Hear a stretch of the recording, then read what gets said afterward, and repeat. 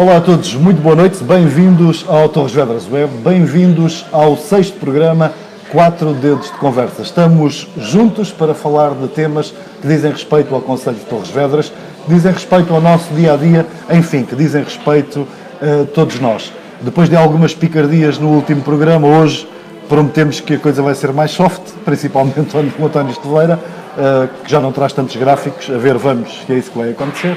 Estamos no Vila Café, um espaço renovado na cidade de Torres Vedras, na Expo Torres, que nos recebe para este 4 Dedos de Conversa e será certamente um momento agradável aquele que vamos passar aqui ao longo da próxima hora. De referir também que a nossa equipa hoje teve o prazer de se juntar mais cedo, de se juntar à mesa nas Tasquinhas, ou não estivessem a decorrer as festas da cidade, e claro está, como todos os visitantes, tivemos também o prazer de pagar a nossa entrada e o nosso jantar. E foi com todo o gosto que estivemos na Tasquinha de Machigal e Monte Redondo para um fantástico jantar. Espero que tenham gostado do nosso encontro para prepararmos este programa. Espero que o vosso último mês tenha sido também tranquilo e que este tempo que está a deixar moças em mim, na minha constipação, não tenha sortido o mesmo efeito perante vós.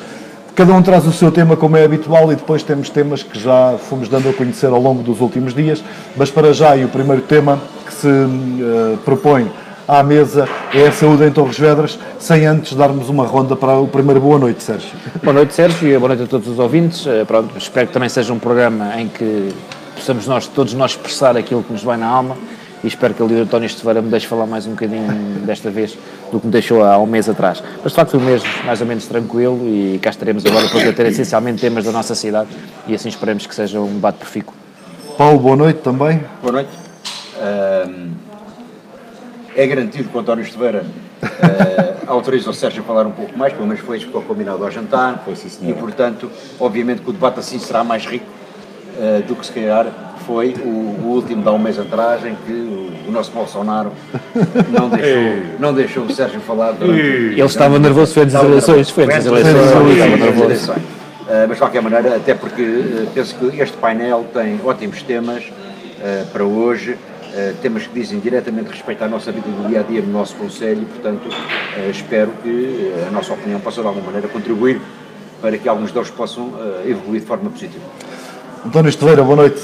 Depois de tantas críticas, onde farpas no início... Eu prometi que o Sérgio Galvão hoje tinha 15 minutos de crédito, retirados ao meu tempo.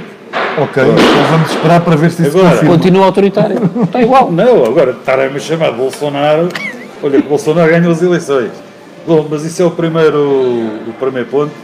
Qualquer dia põe um autocolante na testa a chamar fascista, porque a malta não sabe o que é que há de chamar ao Bolsonaro, então chama fascista. Mas pronto, eu vou assumir desse papel. Se vocês gostarem, eu vou assumir desse papel. Então vamos aos primeiros temas de hoje, deixando de lado estas picardias mais salutares. Paulo, tu trazes um tema que tem estado na berra nos últimos tempos, fez também bandeira de campanha eleitoral por parte do PSD em Torres Vedras, e que é a saúde no nosso concelho, onde numa semana também, onde tivemos algumas entrevistas que vamos analisar mais à frente dos candidatos à Câmara, em que diz que a saúde está bem melhor no nosso concelho, pelo menos em termos de número de médicos de família e torrienses com mais médicos de família. Bem, eu trouxe este tema porque obviamente é dos assuntos que mais me preocupam enquanto cidadão e enquanto torriense. Não sei se a saúde está melhor ou pior, porque a saúde é um estado físico de cada um de nós. Os cuidados de saúde é que podem eventualmente ter melhorado um pouco, segundo a opinião até, quer do atualmente poder instalado na Câmara, quer da oposição. É uma situação que não tem a ver só com Torres Vedras, tem a ver realmente com o Serviço Nacional de Saúde em Portugal. Nós, na nossa cidade, no nosso concelho, temos realmente a felicidade de provavelmente, a nível nacional, tirando Lisboa, Porto e Braga, Lisboa, Porto, Braga e Coimbra, provavelmente ao nível da rede de cuidados de saúde públicos e privados, provavelmente seremos a cidade que mais cuidados tem para prestar aos seus cidadãos. Sendo que uma grande parte deles são cuidados de saúde ou ao nível da iniciativa privada, em que a pessoa ou paga do seu bolso, ou tem um seguro de saúde, ou tem a ADSE. Aquilo que vimos assistindo, e eu acredito que haja uma preocupação não seja só minha, e seja também e sobretudo dos principais responsáveis do município, mas aquilo que nós assistimos aqui, e penso que por todo o país, é que infelizmente os cuidados de saúde prestados aos utentes são cada vez piores, nomeadamente ao nível das urgências, ao nível dos cuidados nos hospitais, em que há um desinvestimento completamente da parte da administração central relativamente a esta matéria, e assistimos constantemente. Nós estamos aqui a meia hora de Lisboa, nem quero imaginar o que é que se passará em Bragança, na Guarda ou em Vila Real. Sobretudo as pessoas mais carenciadas, se precisarem de um serviço de oftalmologia e de outras especialidades, têm que ir a Lisboa, têm que esperar 1 ano, 2 anos, têm que esperar cirurgias, e isto de uma vez por todas tem que ser objeto de uma intervenção da Administração Central. Obviamente que é um assunto que não cabe à Câmara Municipal resolver. Agora, cabe à Câmara Municipal, à Assembleia Municipal, pressionarem e de que maneira a Administração Central relativamente a esta matéria. Nós não podemos, pelo simples facto de, felizmente, nesta cidade, haver várias unidades de saúde privadas, onde aqueles que têm condições financeiras podem socorrer, não podemos permitir que aqueles que infelizmente não têm essas condições e, portanto, têm de usufruir dos serviços públicos de saúde, que continuem a ter um tratamento que nós não podemos, no país que gasta e tem previsto em Orçamento de Estado mais 800 ou 900 milhões para o novo banco, continuar a permitir que essas pessoas não tenham acesso aos cuidados de saúde que carecem, que precisam e que descontaram e pagaram impostos para que isso seja possível. E se há muitos que não pagaram impostos para isso é porque não têm rendimentos para isso, mas outros pagaram para que eles pudessem ter. E, portanto, era bom, de uma vez por todas, os órgãos do município, mais do que questões político-politiqueiras, político-partidárias, entendessem este assunto, e espero que assim seja no presente e no futuro, de modo a encontrarem uma solução que permita pressionar o Governo de uma forma homogénea e concertada. Vi hoje nas notícias, e bem, fico satisfeito que a Câmara estava a negociar com a Santa Casa da Misericórdia em Torres Vedras a permuta do espaço do hospital, o antigo centro hospitalar, do bairro e mudança de instalações, vi valores envolvidos.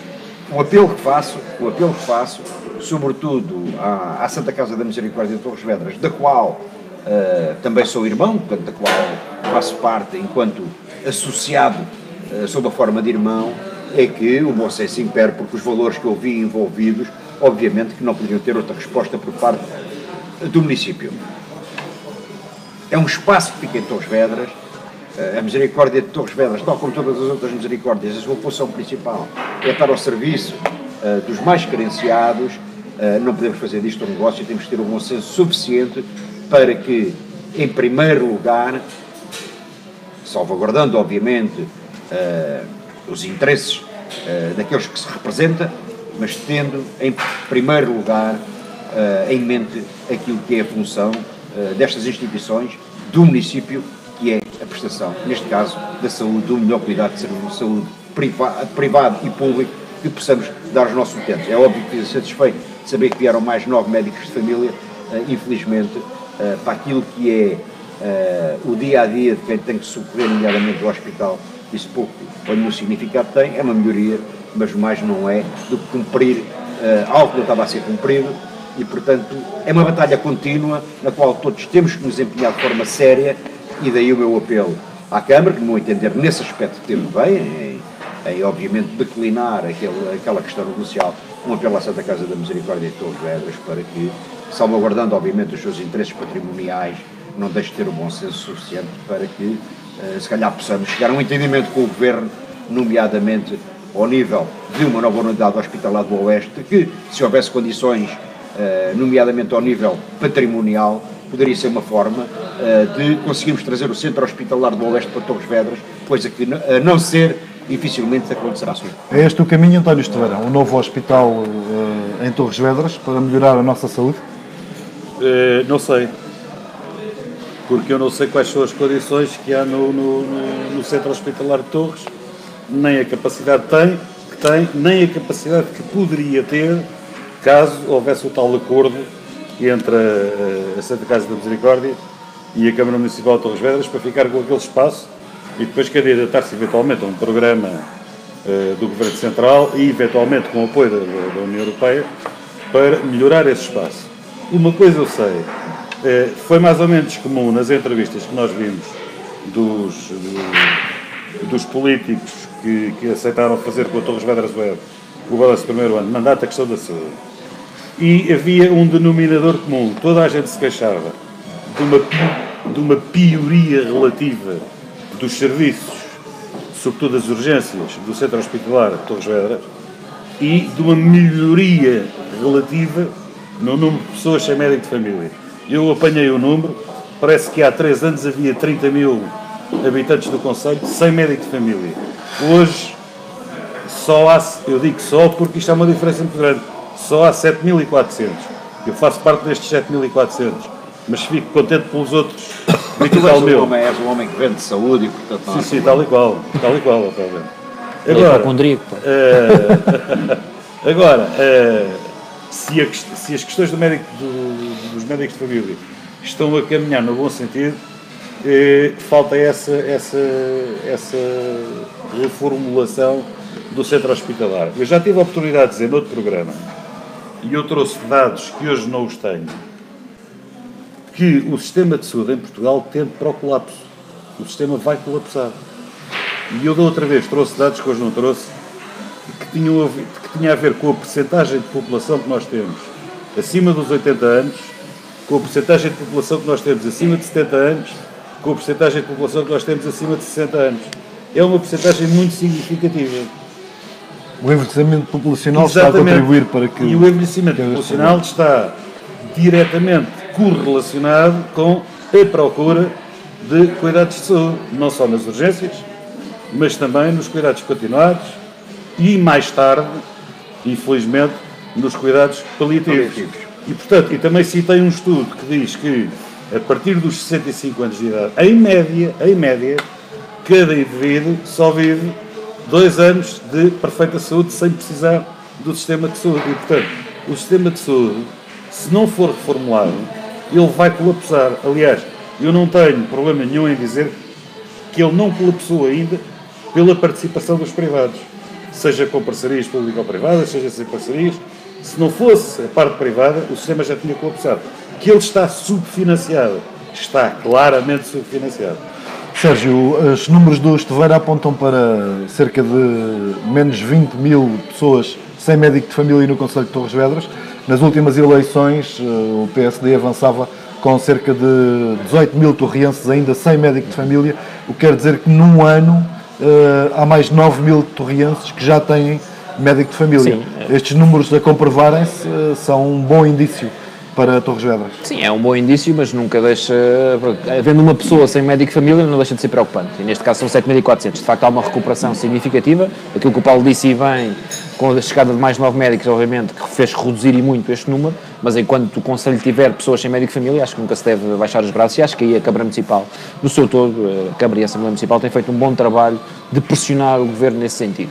Como o Paulo disse e bem, felizmente temos o privilégio de viver num Conselho de facto está bem servido a nível de rede de infraestruturas a nível de saúde. Temos 2 instituições, de facto, ou 2 organizações privadas que, de facto, quem tem o seguro de saúde, quem tem o privilégio, como eu, trabalhar numa empresa que oferece o seguro de saúde aos seus trabalhadores, obviamente que temos uma vontade completamente diferente. Temos que nos preocupar com as outras pessoas que não têm essa possibilidade e que precisam de recorrer ao Serviço Nacional de Saúde.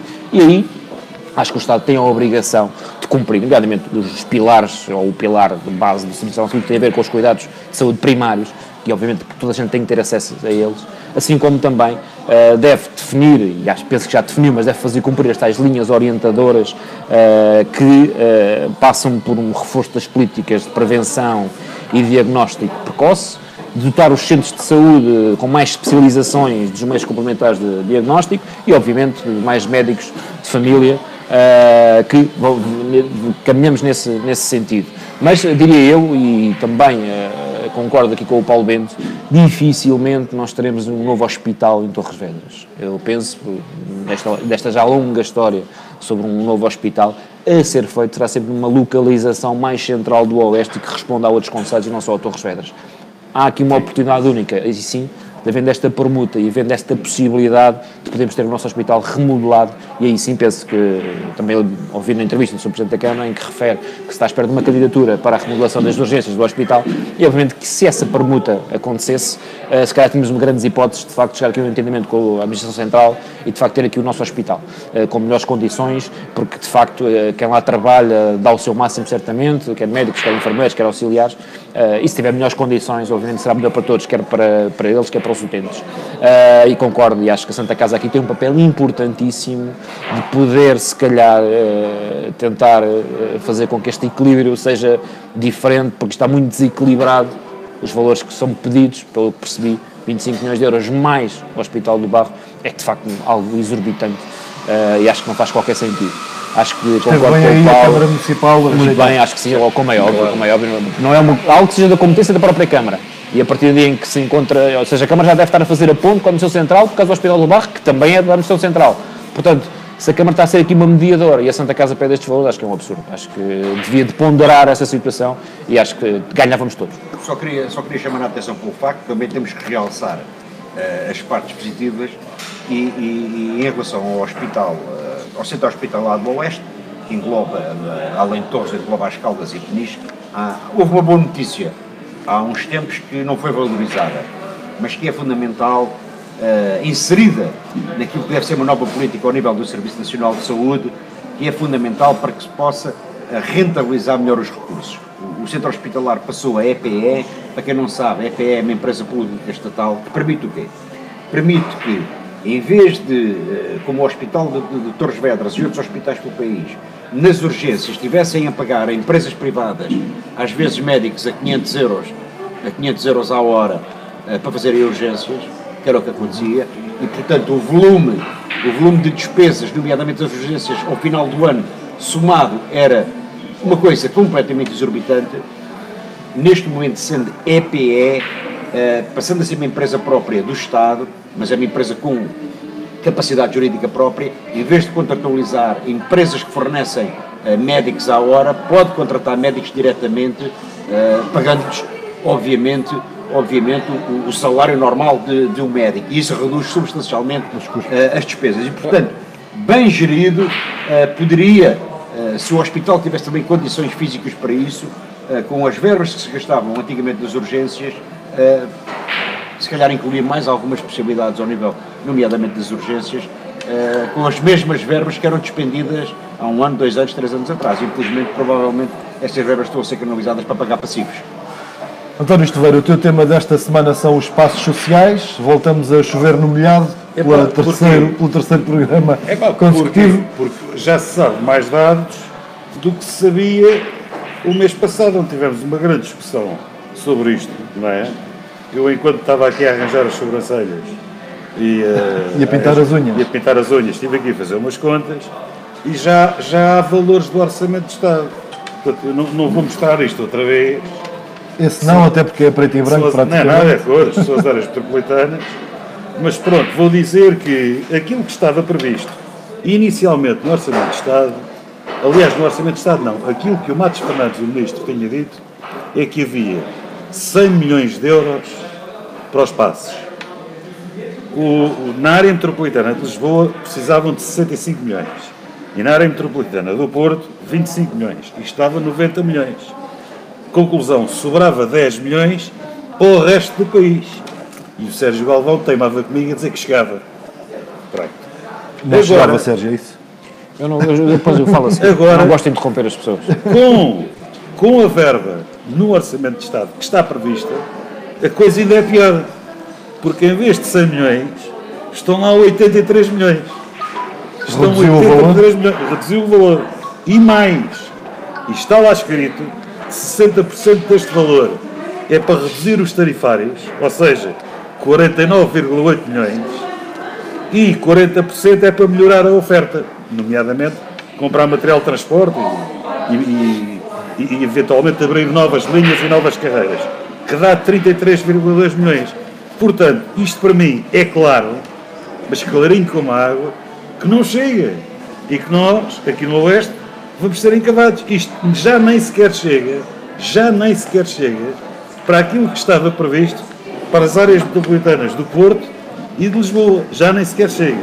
E também me parece que houve alguém que já começou a abrir os olhos. E permitem-me só que cite um comunicado da FRO, que é a Federação Regional do Oeste, do Partido Socialista, que o Sérgio Galvão conhece melhor a FRO a dormir do que eu acordado e com 3 cafés já bebidos, chegou a Badaladas a semana passada, que é o nosso jornal regional, e a FRO diz, portanto, na reunião ocorrida no dia 9 de outubro, diz que o Passo Único mostra-se claramente preocupada com esta estratégia. Refere a esta estrutura, a FRO, no comunicado enviado ao jornal. E o que é que eles dizem? Que os municípios de Alenquer, Cadaval, Lourinhã, Sobral e Torres Vedras estão em desigualdade cada vez maior relativamente aos territórios das áreas metropolitanas. E há diferentes valores de passo mensal muito desajustadas face a cidades vizinhas, que é o que diz a FRO. E diz mais, esta medida não deverá ser adotada apenas nos concelhos das áreas metropolitanas, sob pena de todas as cidades limítrofes, os seus residentes restarem uma discriminação negativa. Não sou eu que digo isto, é uma estrutura partidária do nosso partido, Sérgio Galvão. Ele está a falar para ti. Do nosso partido. Eu posso Mas, na Torres Vedras Web, saiu no dia 3 do 11, e portanto, já houve alguém que também acordou, que é o PSD, Paulo Bento agora é do Aliança, também há de acordar para isso, em que os autarcas sociais-democratas dizem que os municípios de Alenquer, Arroio dos Vinhos, Cadaval, Lourinhã, Sobral e Torres Vedras ficam claramente prejudicados com esta estratégia. Mas essa conclusão já tínhamos todos chegado a alguns programas atrás. Isto está muito atrasado. O Galvão dizia que não, dizia que todo o país vai ter estava direito abrangido. Claro. Mas onde é que está o dinheiro? E vai no estar. Orçamento de Estado. Diz-me, onde é que está o dinheiro? Essa será a dúvida aqui. Diz-me. Onde é que vem o dinheiro, não é? Sérgio Galvão, diz-me. Eu muito sinceramente, Diz-me. posso Claro que sim. falar sem interromper agora? Podes, Claro não que te sim. interrompo mais. Até parece que o António Esteveira já não pertenceu até a mais que um partido e não sabe que os partidos nesta altura do campeonato, quando há temas em discussão, tomam logo posição sobre determinada situação. Sim. E antecipam-se e obviamente fazem comunicados como forma de pressão. Isso existe de todo lado. Este comunicado que o António Esteveira está a ler, eu já o li para aí há 15 dias, não é de agora, portanto já foi tomado há mais tempo. E certamente terá saído antes do Orçamento de Estado ser aprovado. E até parece que o António Esteveira também nunca fez orçamentos. Parece que não. Ou seja, neste momento, aquilo que eu estou a dizer, aquilo que o Ministro disse na altura e que o Governo disse, é que vai ser abrangido, ou vai ser abrangente e vai ser para todo o país. Ponto. Agora, onde é que está o dinheiro no Orçamento de Estado? Eu não o conheço, não sei, mas o que vamos avaliar, e haveremos daqui a uns meses, daí sim, falarmos sobre esta matéria e perceber se é ou não. Porque nós nunca discutimos a forma. Como é que vai ser? Mas eu posso mas deixa-me ouvir-te com toda a atenção. Sérgio Haddad Galvão, podes. Já estás a ser catalogado. Sérgio Haddad Galvão, podes. Tenha a bondade. Aquilo que é dito pelo Governo, aquilo que é dito pelo Sr. Ministro, é que de facto os espaços vão chegar a todo o país. Qual é que é a forma? Se vai ser através de uma SIM, se vai ser através do Orçamento de Estado e se o Orçamento de Estado vai financiar assim, não sei qual é essa forma. Agora, que ele vai chegar. Isso foi o que a gente discutiu aqui, nunca discutimos a forma. O que discutimos foi que ia chegar a todo o país, não ia ser para as áreas metropolitanas do Porto e de Lisboa. Vamos ver qual é a forma e como é que vai chegar. Tão simples como isso. E o Paulo Bento não discute. Mas o Paulo Bento agora irá dar a sua opinião. Aquilo que eu sei e aquilo que eu li e o conhecimento que tenho é que de facto vai chegar a todo o país. Qual é a forma? Não sei. Agora que vai chegar, vai. Bom. E daqui não sei. Talvez daqui a uns meses possa enganar. Mas agora, até lá, no mês passado nós dissemos que não tínhamos dados do Orçamento de Estado.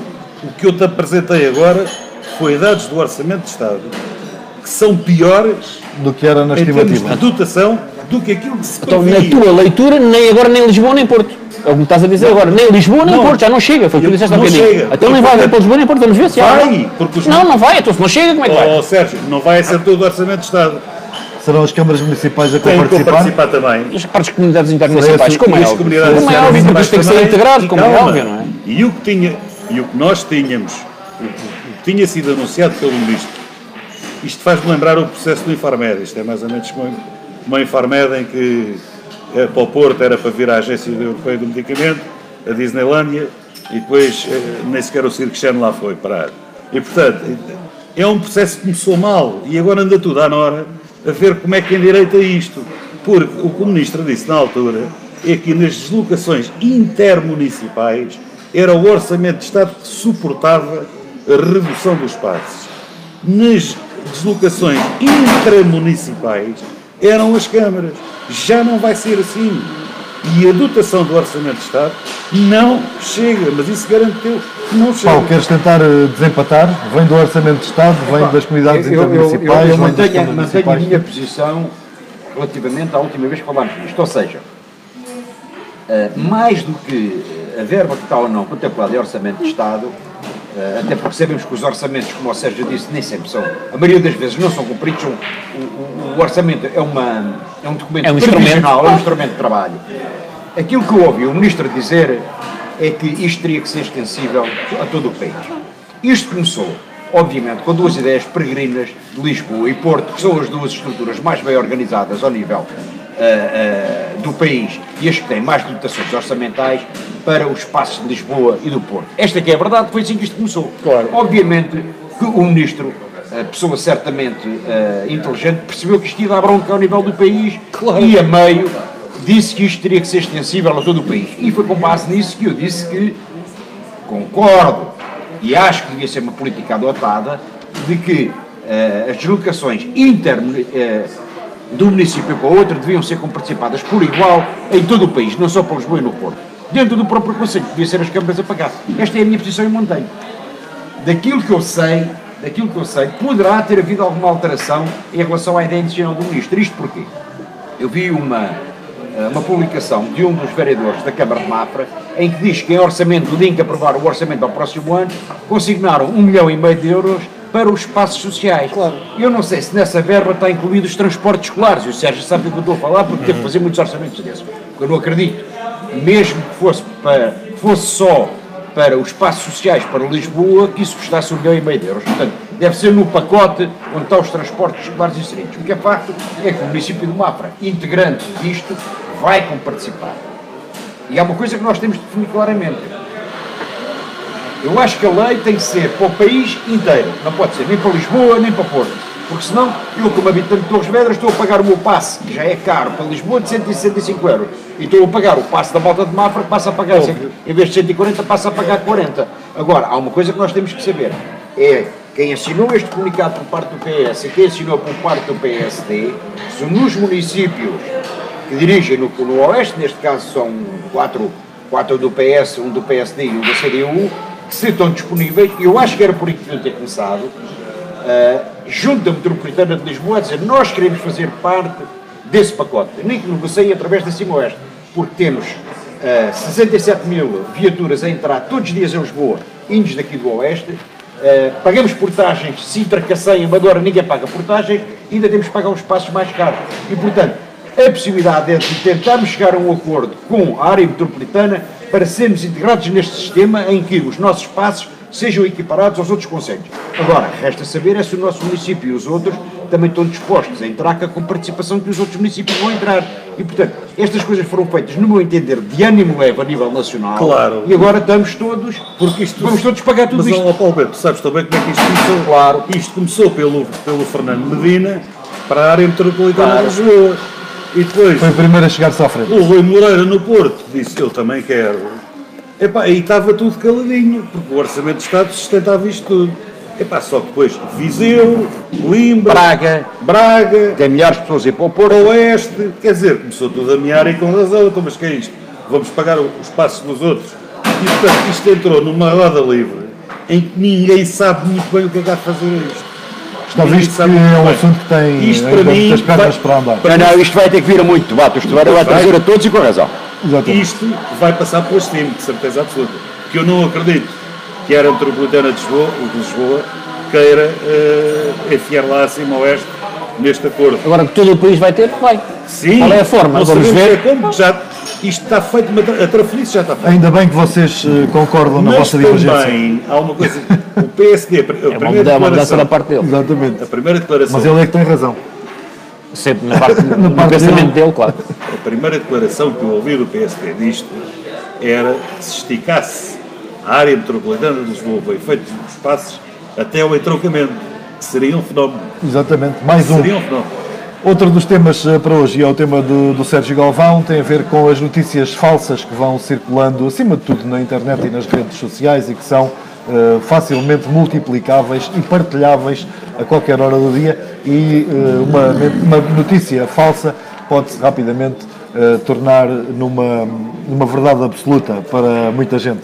Ou seja, podemos retornar àqueles velhos tempos em que uma mentira repetida várias vezes passava a ser verdade. É verdade, Sérgio. Eu trouxe isto apenas, este tema, que vai ser um tema rápido de discussão, apenas para fazer um alerta à navegação. Muito se falou de fake news agora com as eleições brasileiras, mas de facto fake news existem há muitos anos. E na política, então, é muito fértil nestas questões. Muitas vezes, inclusive, uma mesma verdade tem várias interpretações e muitas vezes leva a que depois se crie algumas divergências. Portanto, o meu conselho aqui, se é que as pessoas podem poder, se o querem aceitar, é que de facto acho que devemos sempre ouvir a outra parte, devemos estar sempre atentos e sempre questionar as coisas, porque de facto aquilo que aconteceu, por exemplo, na política, na parte brasileira, e porque quando se lança algum boato ou alguma questão e depois se difunde, neste caso no Brasil, por todo o país, é sempre muito mais difícil depois de repor a verdade. E as consequências podem ser de facto nefastas. No Brasil, penso que nem tanto, fala-se muito que as eleições podem ter tido alguma influência por causa das fake news. O meu entendimento, quer no que aconteceu nos Estados Unidos, quer no que aconteceu no Brasil, independentemente de não aceitar sequer pontos de vista e maneiras de estar, quer de um presidente, quer de outro, da forma como encaram determinados temas e da forma como o dizem. Eu penso que as pessoas, quando votaram, não tiveram muito em conta isso, nem muito em conta as fake news, tiveram mais em conta, de facto, aquele sentimento de se sentirem enganadas por outros partidos ou por outras formas, ou por um partido anterior, ou por corrupção que existia, nomeadamente no Brasil, e de facto as pessoas se fizeram quase com um voto de protesto nessas pessoas, porque de facto eu não me sentiria bem a votar em algumas pessoas e a saber o que é que elas disseram, nomeadamente quer do Donald Trump, quer do Bolsonaro. Mas de facto também consigo perceber, nós também não estamos lá, também não assistimos nem percebemos o que é que vai acontecer, consigo perceber o estado de espírito daquela gente, que de facto do outro lado tem pessoas que são acusadas de corrupção e estão presas, ou seja, é difícil de poder escolher. Isto para dizer que as pessoas devem cada vez mais procurar se informar, não devem fazer logo juízos de valor à primeira, devem ouvir a outra parte, depois aí sim tentar formular a sua própria opinião. Acho que é a forma mais sensata. Isso vai acontecer porque as redes sociais, de facto, a forma como as coisas estão a ser divulgadas e com a velocidade que tudo acontece, é muito fácil termos candidação e ser mal informados. É apenas um alerta à navegação, acho que devemos sempre questionar aquilo que vamos ouvindo. Paulo, hoje só se liga a cabeçalhos e não se lê... As pessoas... este é um assunto premente, porque realmente as pessoas hoje em dia, e quem circula em Lisboa como eu vê diariamente, as pessoas passam pelos quiosques e leem os títulos de jornais. Nas redes sociais aparece uma notícia com um título e a pessoa nem sequer abre a notícia. Muitas das vezes acontece isso. E quando nós abrimos a notícia percebe-se facilmente se é uma fake news ou não. Porque muitas das vezes são sites piratas, às vezes não, mas a maior parte das vezes são sites que facilmente se identificam, mas quem lê a notícia, a mim também já me aconteceu, notícias de há 3 anos que são republicadas agora, e que nós nos damos ao cuidado de ver a data e, portanto, sim, isso às vezes influencia. O Stallone tem o recorde de vezes que morreu na internet. O Sylvester Stallone já morreu mais de 40 vezes. E, portanto, as pessoas têm que ter... há sites realmente especializados em lançar notícias falsas, as pessoas têm que ter um pouco mais de cuidado. Este tema até se torna mais atual porque o Diário de Notícias, um jornal que já foi de referência e que cada vez mais está a tornar o órgão oficial do governo, veio na sua primeira página de ontem ou de ontem a dizer há uma falsa notícia sobre o Primeiro-Ministro, em que, e eu penso que é uma falsa notícia, ou pode ter sido alguma brincadeira que ele disse em todo de brincadeira, e que aquilo foi transformado em notícia por causa daquela senhora deputada que resolveu pintar as unhas para o Parlamento e em que o Primeiro-Ministro António Costa disse que ia processar o fotógrafo que tirou aquela fotografia. Obviamente que houve muita gente a acreditar nesta notícia. A mim o que me chateia não é as pessoas terem acreditado nesta notícia de que o Primeiro-Ministro iria processar quem tirou essa notícia. Porque, por exemplo, há notícias que são verdadeiras muito mais graves do que esta que é falsa. Por exemplo, o Primeiro-Ministro já afirmou várias vezes no Parlamento que os impostos para o ano iam baixar e que este ano iam baixar. E aquilo que eu vejo no Orçamento de Estado são mais 3 mil milhões este ano, não de impostos, mas de taxas e taxinhas na carta de condução, no cartão do cidadão. Nisto e naquilo, mais 3 milhões. É anunciado que baixa 3 cêntimos a gasolina no imposto, que aumentou 6. Mas só baixam na gasolina. O gasóleo não baixa. E o gasóleo representa de 70% a 80% do consumo. E depois aumentam, quer a gasolina, quer o gasóleo, em 1 cêntimo na taxa de carbono. Ou seja, é anunciado que os combustíveis baixam e o Estado vai arrecadar mais 200 milhões com esta habilidade financeira. E, portanto, as notícias falsas são as menos importantes do que aquelas que, sendo verdadeiras, são mentira. Quando o Sr. Primeiro-Ministro anuncia baixa de impostos, recuperação, o desaparecimento da austeridade, aquilo que nós vemos é cada vez mais as repartições de finanças que o Estado tem espalhado pelo país. Estou a ver aqui uma aqui em frente, que é uma bomba de gasolina, é as bilhas do gás vendidas pela Galp ao dobro do preço que a Galp vende em Espanha, ou seja, é o tabaco a aumentar, é os combustíveis a aumentar, é o IRS que não leva a atualização de escalões e, portanto, alguém que tenha um aumento de 3% está sujeito, em vez de ao fim do mês, no ano de 2019, em vez de receber mais ordenado, receber, porque aumentou, passa de escalão, chega ao fim do mês, desconta mais, está sujeito a chegar ao final do mês, levar menos dinheiro para casa, apesar de não haver, dizem eles, agravamento de impostos. E, portanto, cuidado com as fake news, mas cuidado com as notícias que sendo verdadeiras. O que dizem é mentiras. António Esteveira, tu que és especialista em sociologia, isto é um fenómeno sociológico? É um fenómeno sociológico que mete comportamento humano e põe crenças e valores ao barulho. Agora, o Sérgio Galvão diz que as fake news não é nada de novo, e eu concordo absolutamente. Elas agora são ampliadas pelos meios tecnológicos de comunicação que há à nossa disposição. Mas eu gostava de distinguir, até pelo discurso que o Paulo Bento fez aqui uma brilhante intervenção como parlamentar da Aliança. Contaremos com o Paulo Bento na primeira fila da bancada. Gostei da intervenção. Obrigado. Espero que Santana Lopes esteja a ver isto. Agora também dá notas agora. Dá. Agora é professor também. Eu separaria fake news de politics news. Porque os primeiros a mentir são os políticos. Não é? O Paulo Bento deu vários exemplos. Eu posso dar já outro, que é do IVA da eletricidade. Vamos baixar o IVA da eletricidade. De 23% para 6%. Conclusão, o que é que se espreme? Baixa o IVA do contador da eletricidade até 3,5%. Baixa a potência. Dá para ter um frigorífico em casa. Exatamente, baixa a potência. Eu não tenho isso. Epá, deve haver pouca gente com isso. E depois vai-se ver o que se poupa. Aquilo é para 12 euros por ano. Dava para, é 12 euros por ano para quem tem esses contadores. Ou seja, ainda vamos ver grandes raves.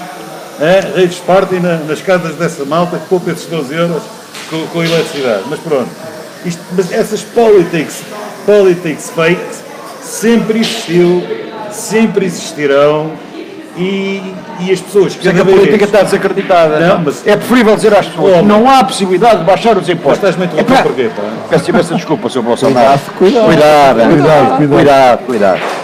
Mas tens de ser breve. Vou ser breve, mas eu achou que estou a ser breve. Desculpa, por amor de Deus. Por amor de Deus. Ele ganhou. Como dirão, bom. Agora perdeu assim. Mas era mesmo isso que querias dizer. As politics news sempre existiram e são perniciosas para o sistema democrático. E tanto mais perniciosas quanto mais elevado for o grau de instrução da população. Cuidadinho, que em Portugal a população já tem um grau de instrução razoável. E o pessoal já não vai em tangas como ia há 20 anos. Porque há 20 anos havia o fenómeno da ilusão monetária, que eu um dia explico, agora não tenho tempo. As fake news, qualquer um de nós está sujeito a elas. Os brasileiros admitiram, numa sondagem recentemente feita pelo IBOP, que é o principal instituto de sondagens do Brasil, que acreditavam nas notícias que apareciam via WhatsApp, mas é uma coisa e é um conselho que eu dou, cada um de nós pode verificar. Aquela do Costa, eu fui verificar aquilo, pôs aquilo no Google, Costa processa fotógrafo e vês em quantos sítios é que aquilo aparece. Só aparecer naquele endereço, muito provavelmente é mentira, certo? E há sites especializados em fake news que estão a correr no Facebook e que eu conheço alguns e denuncio.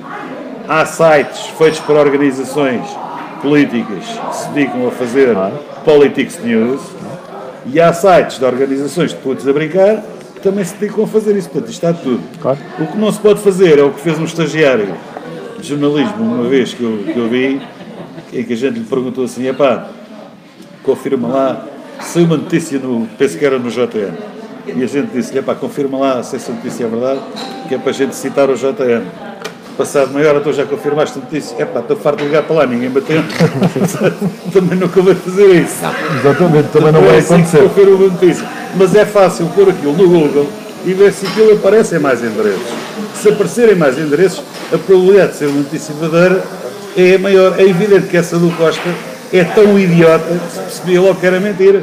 Nem o Costa pode processar o fotógrafo, sobretudo se o fotógrafo tiver o cartão de jornalista. E se for credenciado para estar na Assembleia da República. Nem isso podia acontecer. Vamos deixar estas fake news de lado, vamos entrar nos temas que sugerimos para esta semana também. No dia 1 de outubro fez um ano sobre as eleições autárquicas de 2017. O Torres Vedras Web endereçou o convite aos então candidatos para uma entrevista para falar sobre o balanço deste primeiro ano de mandato na Câmara Municipal de Torres Vedras. Infelizmente, Torres nas Linhas e também CDU não responderam afirmativamente, mas tivemos a oportunidade de ouvir o candidato pelo PSD-CDS, Marco Claudino, também o Alexandre Fernandes por parte do Bloco de Esquerda, em representação de Rui Matoso, e ainda Carlos Bernardes, o atual Presidente da Câmara Municipal de Torres Vedras, candidato então às eleições pelo Partido Socialista. Estas três entrevistas foram analisadas pelos nossos digníssimos paineleiros e por isso mesmo uma análise rápida, não a este ano de mandato, mas às entrevistas em si. Começo por ti, António Estevera. Também não era o Paulo Bento. Mas tu fizeste o trabalho de casa. Eu é que faço o trabalho de casa. Mais proveitoso, pois eu é que mais sou profícuo. Bolsonaro. Se queres que diga, fiquei um bocado desiludido com as entrevistas. Vejo um tema transversal a todas elas, que é o da saúde, para o candidato, aliás, para o Presidente da Câmara. A grande urgência do Conselho é estabilizar a saúde. Espero que a dele esteja estabilizada. Eu presumo que eu queria dizer estabilizar o serviço de saúde. O Bloco de Esquerda anda muito à volta da saúde, da mobilidade, do abate de árvores, do falar com as pessoas, por aí fora. E o Marco Claudino bateu aqui numa coisa que eu acho que é interessante, que é, aliás, o mais interessante do Marco Claudino, porque o resto é tudo coisas que ele já repetiu na campanha, inclusive a estrada para Santa Cruz. Um dia a gente está a discutir esta estrada para Santa Cruz, a sério, eu não sei como é que esta porcaria custa só 6 milhões de euros. Isto não deve ser uma estrada para Santa Cruz, isto é uma rua para Santa Cruz. Já falámos sobre isso. Sim, então deve ser uma rua para Santa Cruz. Há uma coisa interessante que eu tirei daqui, que é o plano que foi aprovado, o plano de pavimentação. Mobilidade. Não é de mobilidade, pavimentação. Mas está inserido no plano de mobilidade. Recuperação das redes viárias, da rede viária do Conselho. E o Conselho tem quilómetros de estradas municipais. 1200 km. Como sabemos, está orçado em 3 milhões de euros. Quando a Câmara cobra de IUC, o imposto, o chamado imposto automóvel, não é bem o imposto automóvel, é o antigo selo do carro. Imposto único de circulação. Mas é o antigo selo do carro. Cobra imposto de circulação. 7 milhões de euros. Portanto, acho que era boa política de accountability, de prestação de contas, a gente começar a ver para onde é que vai o dinheiro. Por exemplo, se se cobra 7 milhões de euros do IUC, porquê é que não se gasta 7 milhões de euros a melhorar a rede viária? Faz sentido, não faz? Se se cobra não sei quanto na taxa de proteção civil, vamos ver se esse dinheiro se gasta efetivamente na proteção civil. Podemos fazer Não se cobra essa taxa. É? Não se cobra essas taxas no município. Calma, mas vai-se passar a cobrar. Eu não sei quantas taxas... Mas podemos tentar fazer essa análise para um programa futuro. Mais tarde, pronto. Sim. E é só para te dizer o que é que eu achei interessante. O Carlos Bernardes, é evidente que tinha uma entrevista mais facilitada, porque ele está a desenvolver o programa que os eleitores sufragaram, E não me venham dizer que assim e assado, porque o Carlos Bernardes, em boa verdade, deu uma tarefa eleitoral e pronto, o programa foi sufragado, ele está no poder com a maioria absoluta porque as pessoas quiseram, porque os dolienses assim o entenderam. E pronto, e desenvolveu aquilo que nós também já sabemos, pronto, que falou muito na saúde, no Conselho para as Pessoas, plano da rede viária, as escolas, portanto, a requalificação das escolas de primeiro ciclo, e o plano estratégico de desenvolvimento urbano ali da parte norte está orçado em 20 milhões de euros. Não achei muita piada, que isto é o princípio para não se fazer nada. Não achei muita piada a criar um conselho consultivo para resolver os problemas do centro histórico. Quando se cria um conselho consultivo, está-se a dizer que não se vai resolver nada. Mas pronto, isto é o sumo que eu tiro da entrevista de Carlos Bernardes, como digo, era a mais facilitada, porque é o homem que tem os projetos na mão, que está a cumprir o programa com que se apresentou e que as pessoas votaram favoravelmente. Uma nota final. Toda a gente patinou quando lhes foi feita a pergunta, então e agora com a possibilidade de reverter a fusão de freguesias. Ficou tudo a patinar, parecia a pista de gelo quando a gente tinha aí a pista de gelo. Contigo anda lá. Comigo anda lá. E portanto é isto que eu tiro, assim, se queres um resumo, é este o resumo que eu extraio. Paulo, a tua opinião em relação às entrevistas? A questão é esta. Passada semana. Há aqui uma situação de ligeira desigualdade quando se pede ao atual Presidente da Câmara para fazer o balanço de um ano de mandato e se pede a outros partidos para fazerem o balanço do ano de mandato. Obviamente que... Acho que foi mal entendido. Era para fazerem um balanço do mandato que a Câmara Municipal está a executar e não o que propriamente eles desempenham na Assembleia de Freguesia. O Bloco não fez isso. O Bloco disse... Ou seja, o Bloco entendeu a questão... Não respeita ninguém. É respeito. Estou a usar nada a interromper. Rapaz, quer dizer, tu não viste as entrevistas? Vi. A questão é esta. Há uma desigualdade normal ao nível de quem expõe as coisas.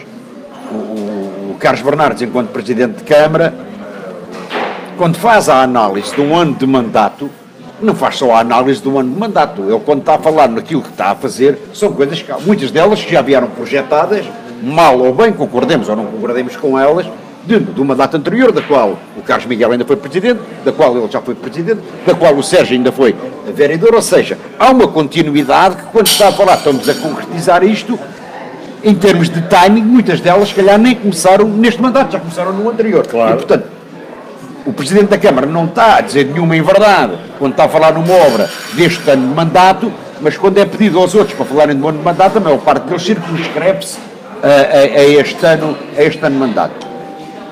É óbvio que as preocupações, cada um tem o seu partido, cada um tem a sua opção, mas há opções prioritárias que são de todos. A questão da educação, a questão da saúde, é óbvio que há de ser uma questão que preocupa toda a gente.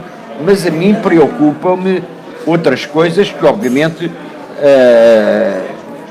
se calhar serão abordadas noutro programa. Por exemplo, e eu vou dar um caso concreto, não vejo ninguém a falar nisto, e isto faz-me uma confusão tremenda, e um dia destes vou à Assembleia Municipal, portanto, o Sr. Presidente da Câmara fica desde já a saber que um dia destes vou à Assembleia Municipal, não é que eu faça mal a alguém, mas vou lá, enquanto cidadão, perguntar o ponto da situação do prédio da Vergonha junto ao Mercado Municipal.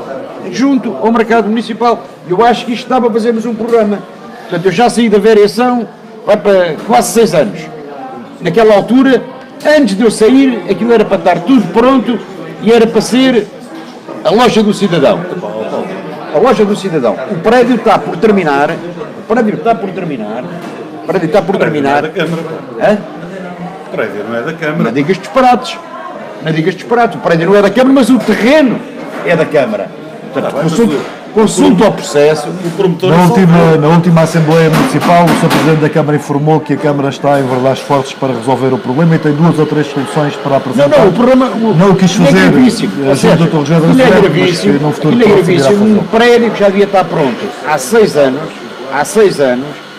Há ali um conjunto de torrienses que têm lá 3,5 milhões de euros pagos a um particular a quem a Câmara autorizou para construir em terrenos próprios da Câmara, as pessoas não têm o dinheiro, o prédio não está pronto. E para além do prédio não estar pronto, nem em vias de estar pronto, é a questão do funcionamento.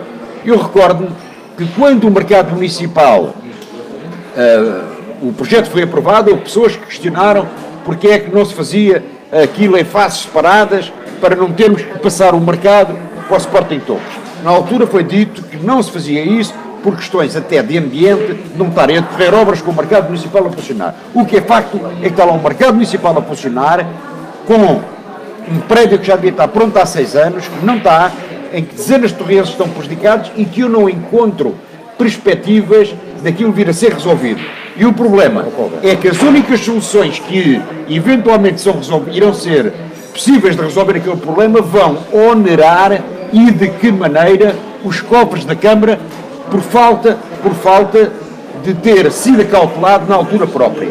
Eu ainda estou à espera de uma ata da Câmara de há 5 anos, onde eu perguntei claramente o ponto da situação, e não quero estar a falar em nomes, o que é facto é que disseram que estava tudo resolvido, e o que é facto é que o prédio continua por concluir, as pessoas continuam a ser lesadas, e garantidamente que vão aos nossos bolsos para aquilo ser construído, uma coisa que era totalmente privada, em que a Câmara iria receber permutas e contrapartidas, nem permutas, nem contrapartidas, e provavelmente ainda vai ter que entrar com dinheiro para aquilo um dia ficar pronto. Fica a promessa de no próximo programa vamos investigar para falar sobre esse tema. Mas tu és da opinião que a Câmara deve tomar conta? Não, eu acho que tem que ser assumidas as responsabilidades por quem tem responsabilidades naquilo.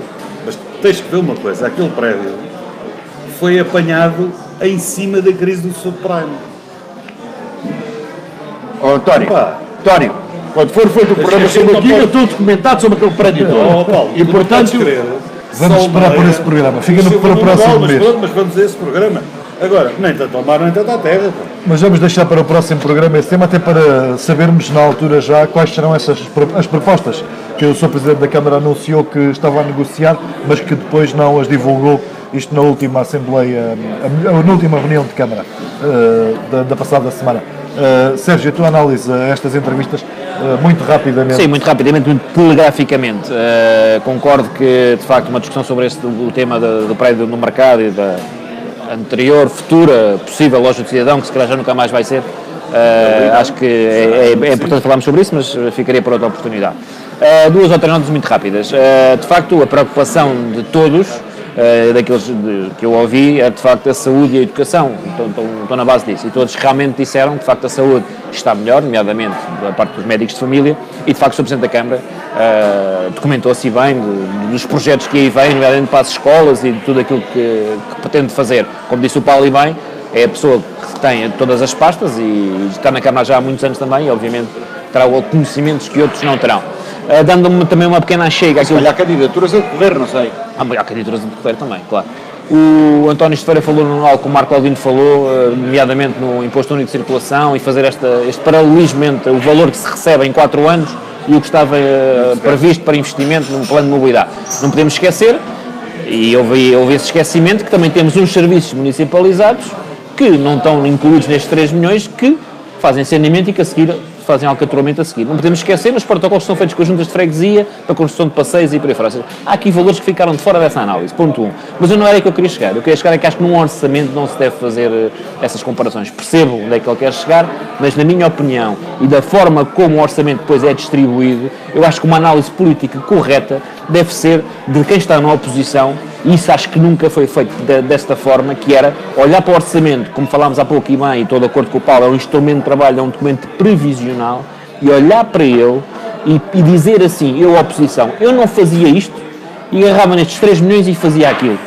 Eu acho que isto é que é fazer política, e uma política correta, frontal, para as pessoas depois, quando for a chegar à altura de saberem escolher. Eu não ia contratar 30 milhões de euros de empréstimo para fazer escolas, eu contratava só 15 e agarrava os outros 15 e fazia a estrada para Santa Cruz. Eu acho que seria assim a forma mais correta para as pessoas depois poderem opinar e poderem escolher qual era aquele que de facto estava mais próximo da razão no entender delas.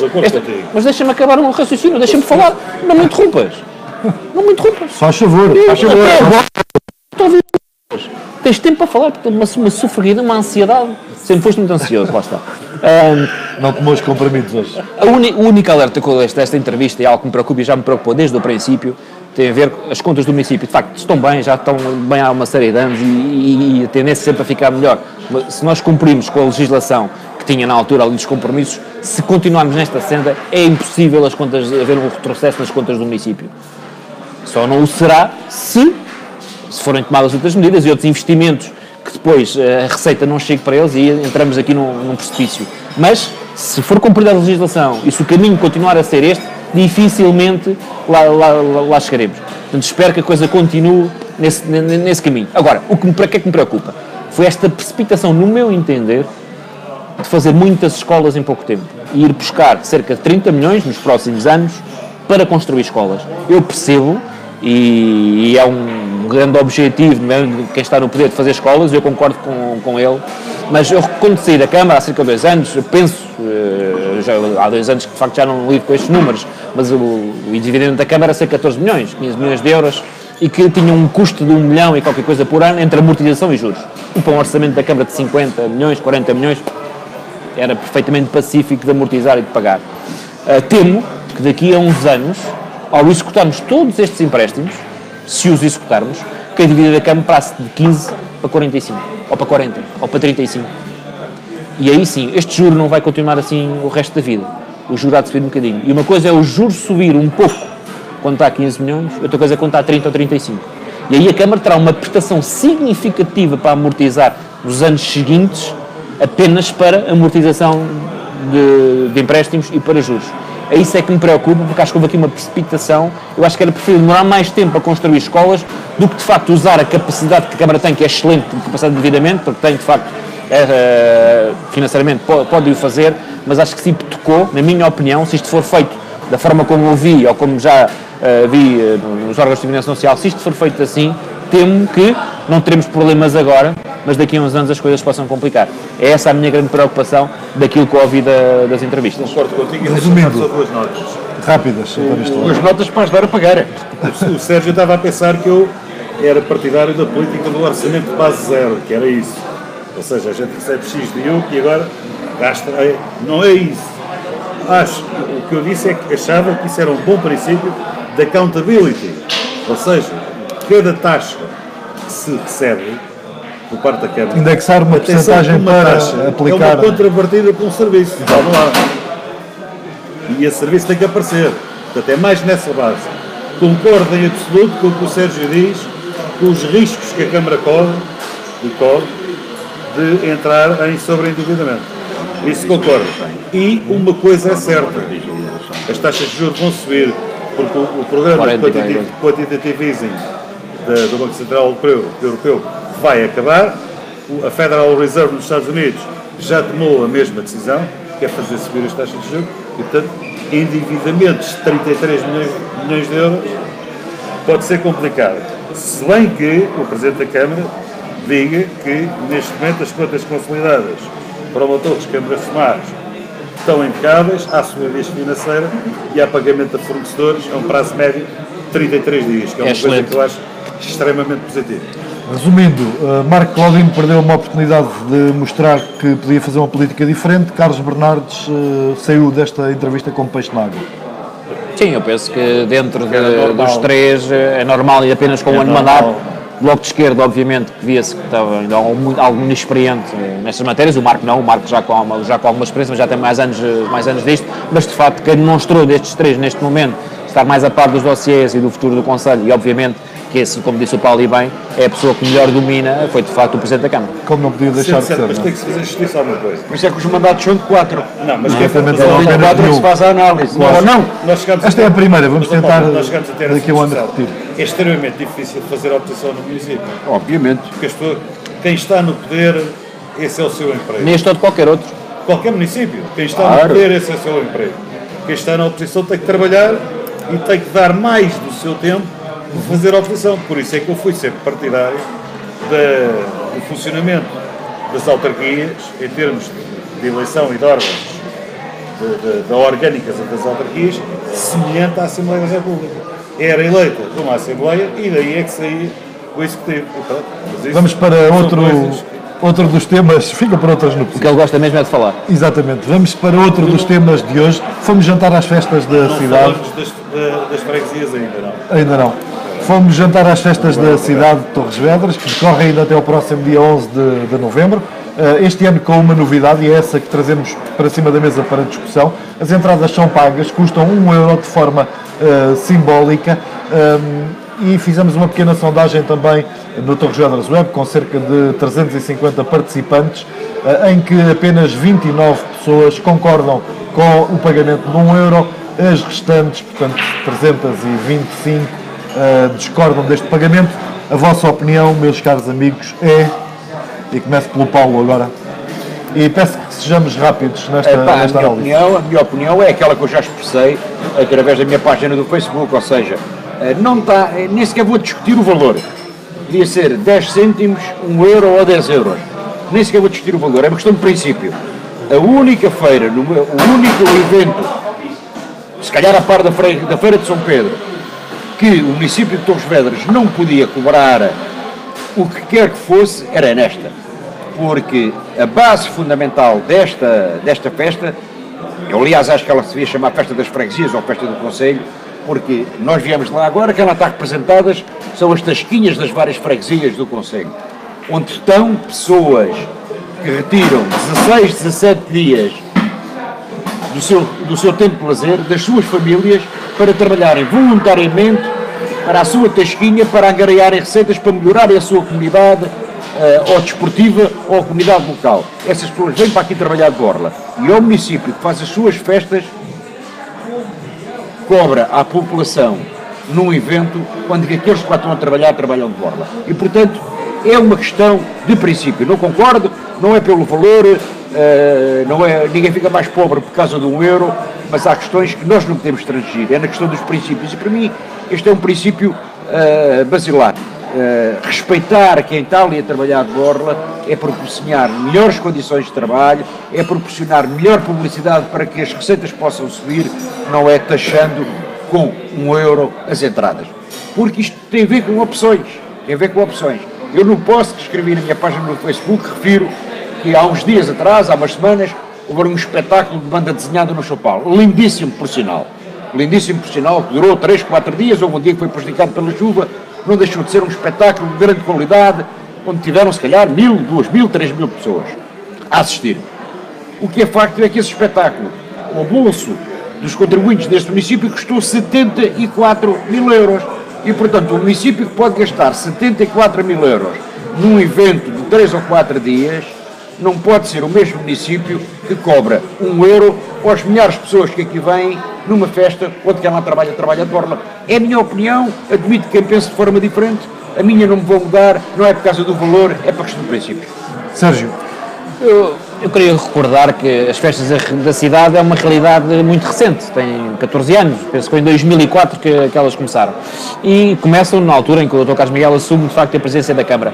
Tínhamos aqui um dilema que era o dia 11 de novembro, era o dia de toda a gente ir para Lisboa, abandonava toda a gente da cidade e toda a gente ia. Então tentou-se criar aqui de facto as tais festas da cidade, que o Paulo disse que devia ser do Conselho das Freguesias, mas eu acho que as festas da cidade é a forma de nós costumamos ir às freguesias, porque todas elas têm as suas festas, é uma forma também da cidade ter as suas festas. Sim, e das freguesias poderem vir à cidade. Acho que aí não tem... Exatamente. Claro. E na altura as festas começaram e recordo que as tasquinhas era aqui no pavilhão da Expo e havia concertos pagos, primeiro foi o Reveloso logo, no pavilhão onde hoje são as tasquinhas. O modelo foi-se alterando, a Igreja, e bem, começou a pressionar um pouco e a dizer, caramba, o feriado municipal é o de São Martinho, as festas da cidade são de São Martinho, mas o santo padroeiro da cidade é o São Gonçalo. E então, na altura, questionou-se e avaliou-se, e de facto, como as datas eram tão próximas, então por que não juntar o São Gonçalo ao São Martinho e de facto fazer as festas? E foi assim que as coisas aconteceram. E bem. E depois a tal alternativa das tasquinhas serem cedidas a associações, porque era uma forma das associações poderem ter algum dinheiro para continuar e trabalharem para isso. Portanto, eu acho, e aí estou perfeitamente de acordo com o Paulo, a Feira de São Pedro, que é autossustentável e dá, de facto, uma rentabilidade significativa. As festas da cidade nem tanto, porque de facto dão algum prejuízo, mas acho que é um investimento que a Câmara faz e deve fazer, e deve continuar a fazer, mas são dois eventos que nunca deveriam de ser cobrados independentemente do valor, como diz o Paulo bem, salve-se, acontece aqui algo completamente diferente, um espetáculo de facto digno de algo, de alguma coisa à parte e de facto ser cobrado. De resto, acho que são 2 eventos e como disse o Paulo e bem, as tasquinhas nós vamos lá para gastar o nosso dinheiro, para comer e para poder contribuir, também estamos a fazer 2 coisas que se calhar gostamos, que uma delas é estar a jantar ou a almoçar, outra coisa é que sabemos que estamos a contribuir por uma associação e de facto estar a pagar €1 à entrada, não me, foi com a qual um de nós fez hoje, quando fomos jantar. Eu já terei a minha, mas também obviamente que pagámos, embora ali no Facebook algumas pessoas tenham dito que nós não pagámos a entrada, mas claro que pagámos. Mas não concordo, não pelo valor, mas por uma questão de princípios, acho que também não estou nada de acordo que assim seja. António Esteveira, a tua opinião em relação a este euro para entrar nas tasquinhas? Concordo em absoluto com os fundamentos.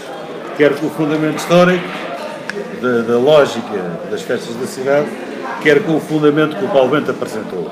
Tem a ver com aquilo que exige muito trabalho gratuito de muita gente que se sacrifica pela sua freguesia e pela sua associação. A quem nós certamente estamos todos gratos. Exatamente, com certeza que sim. Agora, gostava de aduzir um novo argumento, uma nova temática. Uma coisa, agora vamos ver o seguinte, nós só vamos perceber se isto trouxe mais valia ou não no fim, é quando a gente vai começar a ouvir as pessoas, certo? Se trouxe menos gente, se trouxe mais gente, se foi melhor, se foi pior. Uma coisa é certa, eu tenho um grupo, eu já fui lá 2 vezes e não tenciono lá mais. Não é pelo euro, é porque é mesmo assim. Fui lá no sábado com um grupo grande, que é o meu grupo, fomos lá jantar e toda a gente estava incomodada que tinha que se pagar €1. Faz, toda a gente lá foi pagar o euro. Claro. Essa é que é essa. A gente não gosta, mas vai lá e paga o euro. Foi o que nos aconteceu hoje. Portanto, no fim, vamos fazer as contas. Sim, ninguém vai deixar de ir por ser Claro, €1. claro. A questão é a questão do princípio, não é? Mas vamos ver o que é que resulta. Mas se calhar vai. Estás a dizer, mas se calhar há pessoas que por só ouvir falar pela promoção do se pagar, se calhar não foram lá. Se calhar perdeu-se alguma coisa. sim. Se calhar perdeu-se alguma coisa. Sim, isso pode ter acontecido, E abre um pelos precedente títulos das perigoso. notícias. Qualquer dia algum iluminado lembra-se por a Feira de São Pedro a pagar, e a Feira de São Pedro cobra stands a expositores e garante 200.000 visitas. Se for a pagar, não as garante. E se a Feira de São Pedro for a pagar, a Feira de São Pedro precisa de animação top. E o espaço que temos na Feira de São Pedro, com o terminal rodoviário lá colado, não temos espaço para fazer animação de top. E é para aí que vamos, Isso para o é terminal rodoviário. complicado. Está dito, nenhum dos nossos convidados concorda com o pagamento, seja na forma ou no género, não pelo valor em si. Nova cobertura da rodoviária foi também anunciada na passada semana. O terminal, que seria provisório, vai ter uma cobertura que custa sensivelmente €500 mil. Sérgio Galvão, a tua opinião sobre este... Sérgio, eu fui apanhado um pouco de surpresa, porque de facto quando há planeamento e as coisas vão correndo ao longo dos anos, quando, no meu caso já assim há mais de 2 anos da Câmara e tenho a perfeita consciência do que é que iria acontecer, principalmente aqui nesta zona, fiquei muito surpreendido com o que aconteceu. Ou seja, não por uma possível remodelação, que é natural que possa demorar mais alguns anos, do novo terminal rodoviário e que pudesse haver, obviamente, para melhorar condições, isso é perfeitamente normal. Agora, quando soube que de facto vai-se gastar €500 mil numa cobertura e que vai ser definitivo, de facto, nada disto cumpre com o que estava planeado. Não sei qual foi a versão, desconheço a temática, segundo sei foi aprovado por unanimidade na reunião de Câmara, pelo que percebi, mas eu não defendo a localização do terminal rodoviário onde ele está atualmente. Será que é por estar a funcionar bem? Mas isso tanto funciona bem ali como funcionará bem 100 metros ao lado, que era onde estava previsto, que é junto ao rio, toda aquela zona, todo aquele descampado com acesso à variante logo ali direto, e que de facto desanuviava toda esta zona para futuros eventos e para futura expansão, quer da feira, quer de outros eventos que possam existir. O que estava previsto, é isso? obviamente que sim, condiciona alguma coisa que se queira fazer aqui. É lógico que provisoriamente acho que foi uma boa ideia a colocação terminal aqui, tirou e consegue-se perceber quem passa aqui, as centenas de carros que estão aqui parados, que antigamente inundavam o centro da cidade, mas sempre esteve previsto uma nova construção no novo terminal rodoviário, 100 metros ao lado, e de facto aí penso que ficaria bastante bem e teria outra funcionalidade, portanto eu não concordo com esta opção. de gastar meio milhão de euros numa cobertura que será definitiva, porque penso, não sei, não conheço o projeto, mas será sempre também algo que ficará precário e nunca será uma construção de raiz, que era o que nós precisávamos, obviamente, construir. No local estava previsto, claro. Mas é a minha opinião, obviamente. António Estoveira, a tua opinião sobre esta nova cobertura e o seu valor? Primeiro, o terminal não era para ser ali. O terminal tinha uma localização muito mais ajustada, que era a noroeste de onde está. Porquê é que o terminal se fez aqui? Porque era caro, ou não havia dinheiro na altura, para fazer com o projeto definitivo um bocado mais a noroeste, e havia uma certa urgência em retirar as viaturas do centro da cidade, que as pessoas de lá deixavam quando iam para Lisboa transportes públicos, até porque se ia implementar o plano de mobilidade. E então arranjou-se esta solução provisória. Mas eu sou do tempo em que se fumavam os cigarros provisórios e depois havia os definitivos também. Exato. E portanto, isto já não é a primeira vez que uma solução provisória passa a definitiva. É evidente que a primeira cobertura, qualquer furacão Leslie que passasse aqui, se em vez de aterrar na Figueira da Foz, se tivesse aterrado aqui, iam buscar a cobertura lá acima ao Varatões, ao contrário, ao contrário, e tinha aqui tudo buscar a cobertura lá acima ao Forte São Vicente. Ao Forte São Vicente. Esta cobertura não pode ser definitiva. Agora, o que eu acho estranho é este terminal ficar como definitivo. É a única coisa que eu acho estranho. Até porque tem muito pouco potencial de crescimento de boxes de autocarros. Se for preciso ampliar as boxes de autocarros, tem muito pouco potencial de crescimento. Mas pronto, se é para ficar como definitivo, então que se faça uma cobertura como deve ser. E esta, pelos vistos, o preço será... eu não discuto. Eu não discuto. Olhando para a imagem que foi apresentada, será uma cobertura, pelo menos, que garante até metade dos autocarros quando eles se estacionam e que permite a saída e a entrada de passageiros, sempre salvaguardando as más condições climatéricas que não possam existir. Não estou em condições de discutir o preço da cobertura, não sei quem é que vai fazer, se vai fazer. Nem és empreiteiro, voltando à história das estradas. E da transparência. Exatamente. Não sou empreiteiro, não vivo num certo sítio e, portanto, não discuto o preço. Estranho muito este terminal passar de provisório para definitivo, porque a melhor localização de caras, mas isso aí não é preciso ser engenheiro para perceber que era um bocado mais a noroeste. E, portanto, Paulo, a tua opinião sobre esta nova cobertura, tu que até és um daqueles que utiliza regularmente todos os dias, menos ao fim de semana e às vezes ao fim de semana também, quando tenho que ir trabalhar ao fim de semana. Eu recordo-me da primeira cobertura e de quanto ela custou. Na altura disseram que tinha vindo da Austrália ou da Nova Zelândia, daquilo vem dos antípodas. Aquela estrutura que, infelizmente, com meia dúzia de rajadas, a gente sabe o que é que lhe aconteceu. E isto mais do que a gente discutir se a cobertura agora proposta é bonita ou feia, eu daquilo que vi não gostei, mas vi um esboço, uma maquete, uma fotografia, é um mamarracho, aquilo que ali está é um mamarracho, mas pode não ficar exatamente assim, portanto não vou discutir uma coisa da qual só vi uma coisa em 3D. Parece-me um valor extremamente exagerado para fazer uma cobertura de 60 ou 70 metros, €500 mil, uma cobertura só por cima, portanto sem nada nas laterais, mas mais do que o custo e a beleza daquilo, acho que é importante centrarmos a discussão na questão fundamental. O Sérgio introduziu e o Estoveira também. Aquilo passou de provisório a definitivo porque carga d'água. Porque carga d'água. Porque é que não vai ser feito o projeto original a 100, 150 metros onde estava previsto? Mas mais do que isso, temos que, de uma vez por todas, e as coisas têm que ser claras, de saber qual a utilidade e a rentabilidade que isto tem para os cidadãos estudiantes. A questão é esta. O que nós andamos a fazer é obras de investimento com uma empresa privada que é a Barraqueiro. E essa que é a realidade.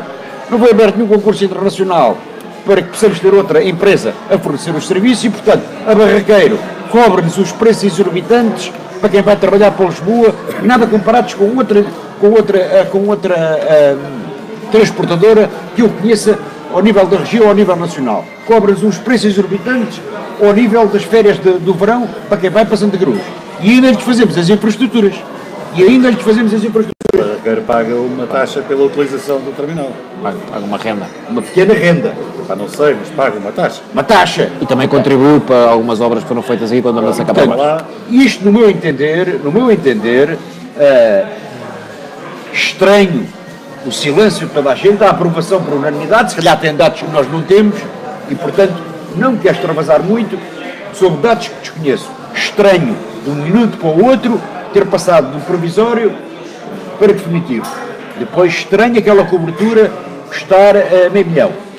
E depois estranho não se discutir realmente aquilo que queremos de política de transportes, nomeadamente para a cidade de Lisboa, ainda voltando à questão dos espaços sociais. Ou seja, nós fazemos estas obras, damos condições ao operador privado que nos presta o serviço. E o custo dos transportes para os habitantes de todos, que pagam as coberturas, pagam as instalações e ainda pagam o passe. o custo dos transportes já te vou explicar a seguir. Pronto, explicas. Que é o- Se explicas que é o- assim, explicas amanhã. Que é o... Como é que é o... Agora, acho extremamente exagerado. Eu gostava de O saber... valor que nós vimos, eu que eu vi, são 400 e qualquer coisa mil euros. sim. Deve ser o lançamento do concurso, não significa que a obra custe esse valor, portanto pode haver empresas a apresentar um valor mais baixo e outras a apresentar um valor mais alto. Eu acho que pode acontecer empresas a apresentarem valor mais baixo. Algumas até preço anormalmente mais baixo podem ser Mas ser excluídas. excluído do concurso. Pode ser excluído, não sei qual é o concurso. Não pode? Não viu o caderno de encargos ainda. Não, Já mas viste? a lei da contratação pública manda excluir preços anormalmente baixos. Mas é o caderno de encargos que tem que definir o que Claro. é preços anormalmente O baixos. que eu gostava de saber era, só por curiosidade, e também para esclarecer os nossos ouvintes e espectadores, tu eras o vereador das finanças à época da compra da cobertura que lá está agora. Era? Custou quanto? Gosto bem. Estou Foi muito caro, caro, foi foi caro, caro, foi mas caro, não- muito não- caro. Não me recordo Mas não agora. consigo E como recordar. disse bem, o Paulo veio de fora. Não...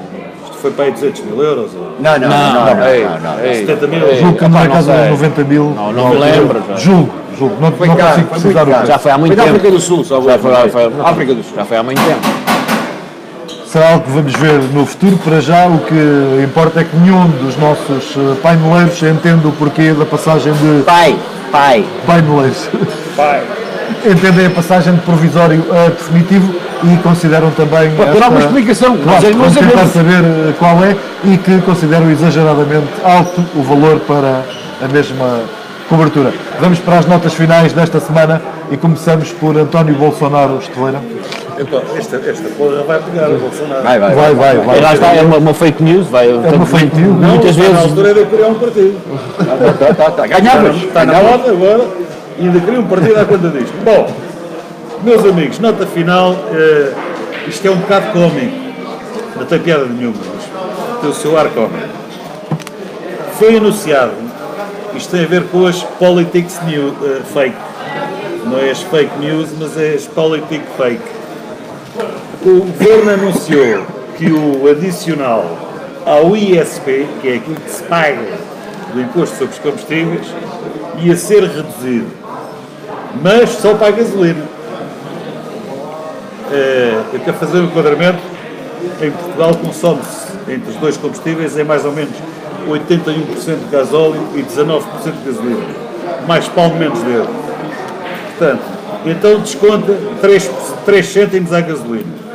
Mas depois aumenta-se a taxa de carbono, que é uma coisa que o Sérgio Galvão adora, a taxa de carbono, que acha que vai salvar o planeta.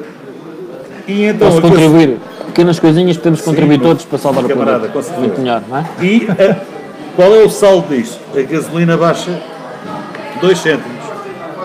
Mas o gasóleo soube um. Exatamente.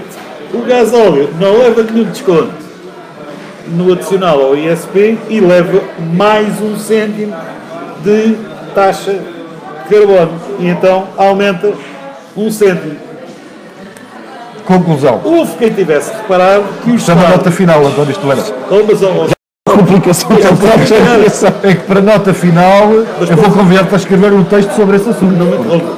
Não te interrompo. Não me interrompas, Sérgio. Para nota final, Cronómetro. Para a nota final, isso está muito moroso. Já chega ali o Sérgio Haddad. Bom, como diria o Marcelo, bom, conclusão. O Ministro reparou-se no Orçamento de Estado. Estava previsto um aumento de 200 milhões na receita do ISP. E então ficou tudo. Então como é que é? O ISP 10 aumenta, como é que é? Justificação do Ministro da Economia. É como vamos descer o preço da gasolina em 2 cêntimos, as pessoas vão consumir mais gasolina. Isso é uma justificação? Isto Para é uma nota final, justificação- sempre a rir. Não, isto é uma justificação. Isto mais valia, em vez de estar a dizer isto, o Ministro levar o aparador pelos do nariz e pelos das orelhas e a parar as orelhas e o nariz em vez de dizer isto no Parlamento. Bom, o que eu sei de onde é que vem estes 200, eu calculo de onde é que vem estes 200 milhões de euros. Vem do petróleo, que a maioria dos analistas prevê que ultrapasse os 100 dólares em 2019. E quanto mais caro for o petróleo, mais tu cobras de ISP. É daí que veio os 200 milhões de euros. Ninguém quer dizer isto agora, porque o gasóleo muito provavelmente Mas disse eu. vai ultrapassar um euro Essa e é que é meio. essa. Essa é que é essa. É Paulo legal. Bento, as notas É finais. legal. Então, as notas finais, desejar que apesar desta cobrança de €1, que as festas da cidade possam pelo menos proporcionar a quem cá venha momentos de boa disposição, que possam proporcionar àqueles que trabalham ali voluntariamente para as suas coletividades pelo menos a manutenção das receitas, o que eu infelizmente não acredito, mas espero e desejo que assim aconteça. Um reparo de estranheza, certamente também terá a sua explicação, mas que eu não consigo perceber. Desde que me recordo que há as festas da cidade, que é a entrega das medalhas só no feriado do dia da cidade, dia 11 de novembro, durante a manhã. Este ano passaram para o sábado à noite, não no dia da cidade, passando para a sua véspera. Alguma explicação há de haver, é uma estranheza, fica a aguardar que haja uma explicação, se é que entendem que têm que dar. Eu pessoalmente acho estranho, porque eu acho que se é o feriado municipal, por isso é que é feriado, porque senão fazia-se as festas sem haver feriado e entregava-se no fim de semana que houvesse. Se é o feriado, aquilo que assinala realmente o feriado é realmente a dignidade das suas cerimónias, e essas passaram para o dia anterior, para a véspera, passando a festa das vindimas para esse dia. Alguma explicação há de haver, mas para mim é muito estranho. O resto, boa semana a todos. Igualmente. Notas finais, Sérgio Galvão. Ou seja, só duas ou três notas muito breves. A primeira, que de facto concordo com o Paulo, desde sempre que me lembro do feriado municipal, e neste caso da entrega das medalhas ser no feriado municipal, mesmo antes das festas da cidade, penso eu. Sim. Não percebo porquê desta mudança, para mim não faz sentido, mas obviamente se calhar haverá uma justificação. Dar nota que temos o Festival das Vindimas, que é um espetáculo que acho que quem puder ir ver deve ir ver, porque de facto isso será no dia 11, neste caso. Recomendo, porque assistia muito e de facto é um espetáculo feito por gentes da nossa terra e de facto acho que vale. Eu não consigo, nem nas notas finais consigo não ser interrompido, isto é impressionante.